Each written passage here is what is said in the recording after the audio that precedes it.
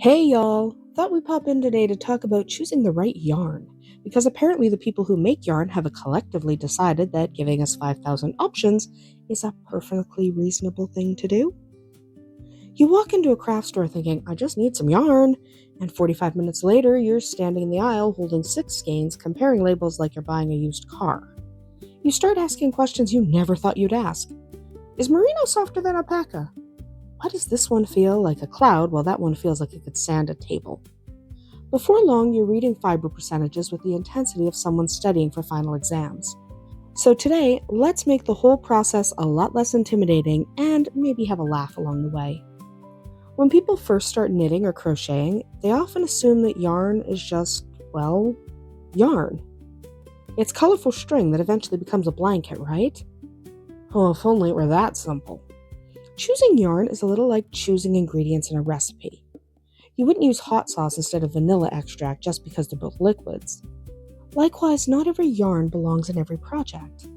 The fiber changes how warm something is, how stretchy it feels, how it drapes, how easy it is to wash, and sometimes even how enjoyable it is to make. The yarn isn't just decorating your project. It becomes part of the design itself, which is why learning about fibers can save you from a whole lot of future grumbling. Let's start with natural fibers because these are the classics. Wool has been keeping people warm for thousands of years, and honestly, it still hasn't gone out of style. Wool is wonderfully springy, which means it has a nice bit of stretch. That's fantastic for hats, mittens, sweaters, and scarves because those projects usually benefit from a little bit of flexibility. Wool also has impressive insulating properties, so even when it's chilly outside, it helps trap warmth. The downside? Some people find certain types of wool itchy, and if you've ever accidentally tossed a wool sweater into a hot washing machine, you may have discovered you've unintentionally made a sweater for a particularly fashionable squirrel. Cotton is almost the complete opposite. It doesn't have the same stretch as wool, but it shines in warm weather projects. Cotton is breathable, durable, and feels wonderfully cool against the skin. That's why it's so popular for dishcloths, washcloths, market bags, lightweight tops, and even baby items.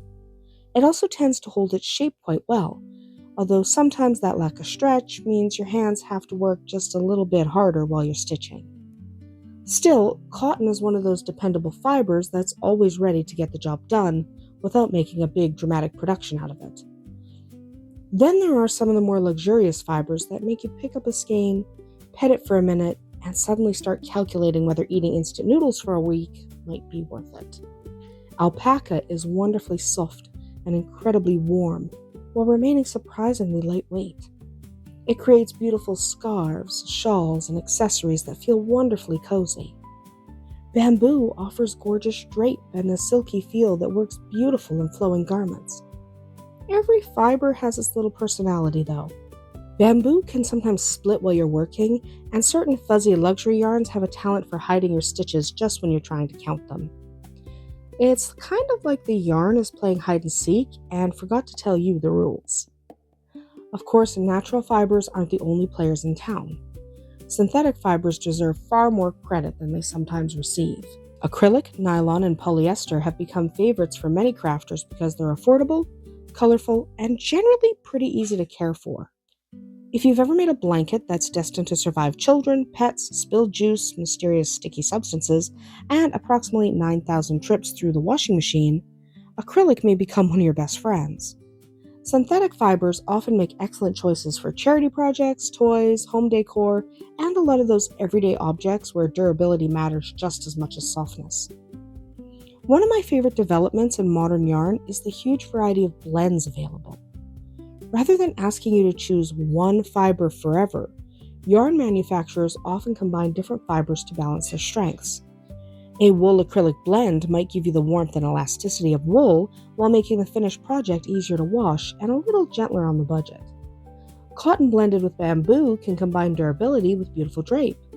Every blend has its own personality, and sometimes the perfect yarn isn't one fiber at all, but a carefully chosen combination that borrows the best qualities from each parent. It's basically the fiber world's version of teamwork. Now let's talk about something people sometimes overlook: yarn weight. No, this isn't about how much your skein weighs in your shopping basket after you've somehow collected 14 of them, though that's an issue. But yarn weight refers to the thickness of the yarn itself. Fingering yarn creates delicate, fine projects. Sport and DK weights are versatile middle ground options. Worsted weight is probably the most common choice for everyday knitting and crochet, while bulky and super bulky yarns work up quickly into wonderfully cozy projects. Following your pattern's recommended weight is usually a good idea, unless you're intentionally making design changes, because changing yarn thickness can dramatically change the finished size. Texture deserves just as much attention. Smooth yarn makes your stitches stand out beautifully and are wonderfully forgiving when you're learning. If you make a mistake, they're usually happy to let you unravel everything without too much complaining. Fuzzy yarns, on the other hand, sometimes seem personally offended that you would even consider undoing your work. You gently pull and nothing happens. At all. You pull slightly harder and suddenly you've created a knot that appears to be engineered by ancient sea monsters. Beautiful? Absolutely. Cooperative? Not always. There's a reason experienced crafters occasionally stare at fuzzy yarn with both admiration and a healthy dose of suspicion. At the end of the day, the most important question isn't, what's the best yarn? It's what's the best yarn for me and for this project. Think about how the finished piece will actually live its life. Will someone wear it every day? Will it need frequent washing? Will it spend most of its time decorating a chair? Does it need warmth, softness, strength, stretch, or elegant drape? Asking these questions before buying yarn can save you a lot of disappointment later. Sometimes the practical choice is exactly the right one. Other times it's perfectly reasonable to splurge on something luxurious because creating beautiful things should also bring us joy. The wonderful thing about fibercraft is that experience teaches you more than any label ever could. Every project gives you a chance to learn how different fibers behave, how they feel in your hands, and how they hold up over time. Don't be afraid to buy a skein you've never tried before.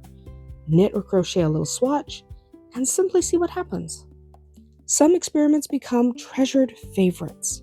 Others become excellent stories that begin with, well, I thought it was a good idea at the time. Either way, you're learning, growing, and adding another bit of knowledge to your crafting toolbox. Well, y'all, that's about it. I'd love to hear what your favorite yarn fiber is, or which one has caused you the most crafting chaos. So let me know in the comments. Happy stitching!